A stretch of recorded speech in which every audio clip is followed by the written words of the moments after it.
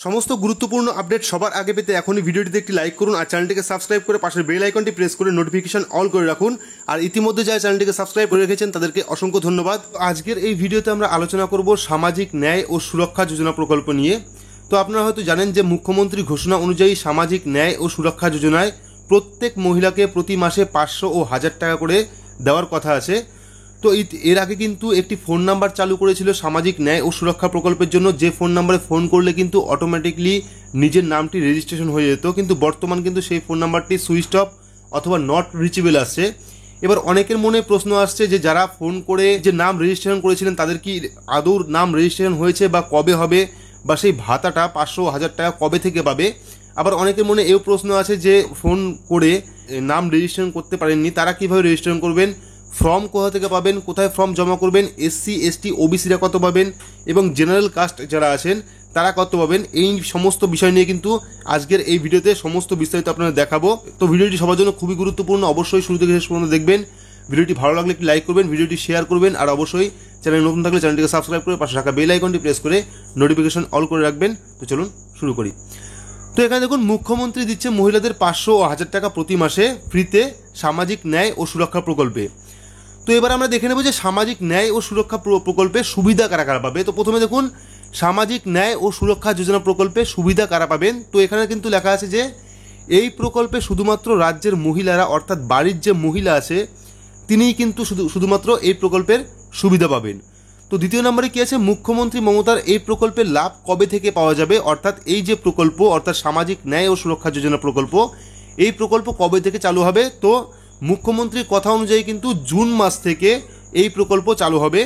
তো 3 নম্বরে কি আছে, সামাজিক ন্যায় ও সুরক্ষা যোজনায় কত টাকা করে দেওয়া হবে। তো এখানে দেখুন, সামাজিক ন্যায় ও সুরক্ষা যোজনায় 500 টাকা এবং 1000 টাকা দেওয়া হবে, অর্থাৎ এসসি এসটি ওবিসি কাস্ট যারা আছেন তারা কিন্তু সেই মহিলারা পাবেন 1000 টাকা এবং জেনারেল কাস্টের মহিলা যারা আছেন তারা কিন্তু পাবেন 500 টাকা।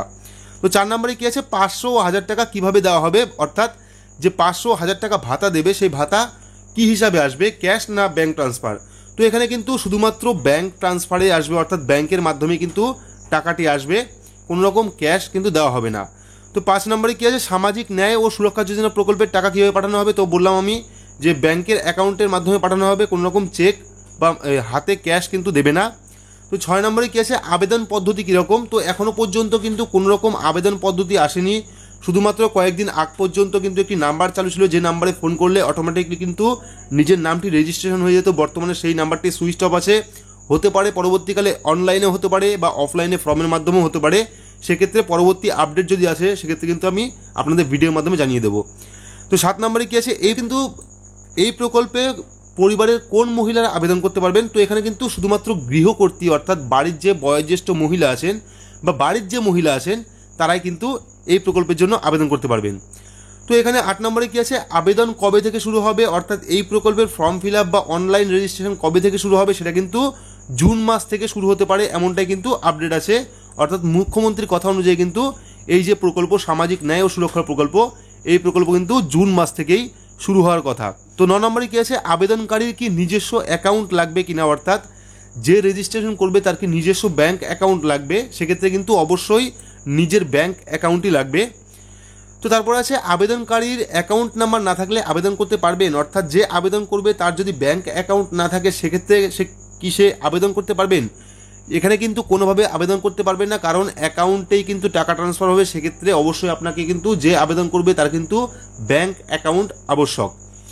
তো এখানে 11 নম্বরে কি আছে, একজন পরিবারে কতজন আবেদন করতে পারবেন। তো এখানে কিন্তু একজন পরিবারে নয়, এটা হবে আপনার বাড়ির যতগুলো মহিলা আছে, আপনার বাড়িতে যতগুলি মহিলা আছে তারা কিন্তু সকলেই এই প্রকল্পের জন্য আবেদন করতে পারবেন। অর্থাৎ প্রত্যেক মহিলাই কিন্তু হতে পারে আপনার ঠাকুমা হতে পারে বা আপনার মা হতে পারে বা আপনার কাকিমা হতে পারে বা আপনার জেঠিমা হতে পারে, প্রত্যেকেই কিন্তু এই প্রকল্পের সুবিধা পাবে, শুধুমাত্র ফর্মটা বা নিজের নামে ফিল আপ করতে হবে। তো তারপর আছে 13 নম্বরে কি আছে, আবেদন করার জন্য কি কি ডকুমেন্ট লাগবে। তো এই বিষয়টি ভালো করে দেখবেন, ডকুমেন্ট কিন্তু সেম ডকুমেন্টই লাগবে। তো প্রথমত আধার কার্ড কিন্তু অবশ্যই লাগবে, ভোটার কার্ড লাগবে, অ্যাকাউন্ট নাম্বার লাগবে এবং রেশন কার্ড লাগবে, কালার ফটো লাগবে, ইনকাম সার্টিফিকেট লাগবে, জাতিগত শংসাপত্র অর্থাৎ কাস্ট সার্টিফিকেট কিন্তু লাগবে, যেহেতু এসসি এসটি ওবিসিদের 1000 টাকা এবং জেনারেল কাস্টের জন্য 500 টাকা ধার্য করা হয়েছে, সেক্ষেত্রে কিন্তু আপনার জাতিগত শংসাপত্র বা কাস্ট সার্টিফিকেট কিন্তু লাগবে। তো তারপরে কি আছে, এই প্রকল্পে কি প্রতি বছর আবেদন করতে হবে, অর্থাৎ যদি আপনি এখন আবেদন করেন তার পরের বছর কি রিনিউ করতে হবে? তো সেক্ষেত্রে কিন্তু অবশ্যই না, কারণ একবার আপনি যদি আবেদন করেন বা একবার যদি আপনি নাম রেজিস্ট্রেশন করেন সেক্ষেত্রে কিন্তু এই একবার করলেই আপনার একবার নাম রেজিস্ট্রেশন করলেই হবে, বারবার কিন্তু নাম রেজিস্ট্রেশন করার কোনো দরকার নেই।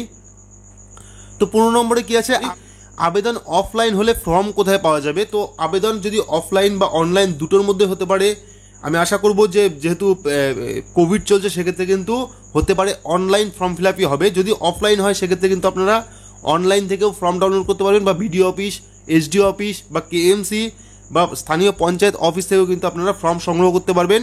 শুধুমাত্র জুন মাস পর্যন্ত অপেক্ষা করুন।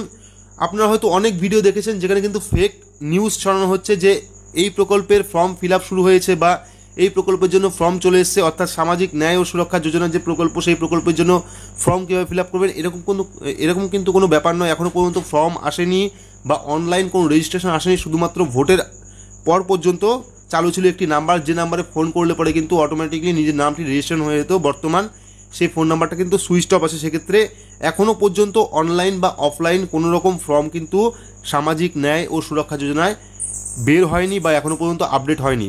তো আপডেট হলে অবশ্যই আপনাদের ভিডিওর মাধ্যমে জানিয়ে দেবো, সবার প্রথমে জানিয়ে দেবো চেষ্টা করব। তো এই ছিল আজকের আপডেট। যদি আপডেটটা ভালো তাহলে অবশ্যই একটু লাইক করবেন, চ্যানেলটিকে সাবস্ক্রাইব করে পাশে রাখা বেল আইকনটি প্রেস করে নোটিফিকেশন অল করে রাখবেন এইরকম নতুন নতুন ভিডিওর আপডেট সবার আগে পেতে। তো আজকের মতো এটুকুই, ধন্যবাদ।